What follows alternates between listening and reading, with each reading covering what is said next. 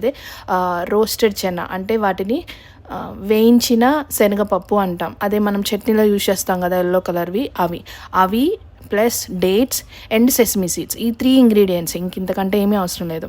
So first ఆ black roasted Chenna అదే వేయించిన శనగపప్పు ఉంటుంది కదా, దానికి పైన బ్లాక్ కలర్ స్కిన్ ఉంటుంది, అది మనం పీల్ ఆఫ్ చేసేసి ఆ చెనా ఎన్నైతే తీసుకున్నాం, సపోజ్ ఒక 100 గ్రామ్స్ తీసుకుంటే ఒక 50 గ్రామ్స్ డేట్స్ తీసుకోండి. ఆ డేట్స్లో సీడ్ తీసేసి ఆ డేట్స్ తీసుకోండి. ఇవి 2 మిక్సీ వేసేసేయండి. మిక్సీ వేసేసి అది ఒక లడ్డులాగా అయిపోతుంది కదా, దానిలో మీకు ఎంత క్వాంటిటీ కావాలంటే అంత క్వాంటిటీ. ఇప్పుడు మీరు 100 గ్రామ్స్ చెనా వేశారు కదా, దానికి ఒక 25 గ్రామ్స్ సెసమీ సీడ్స్, దాన్ని జస్ట్ డ్రై రోస్ట్ చేసేసి ఈ మొత్తం కలిపేసేసి లడ్డులా చేసుకోండి.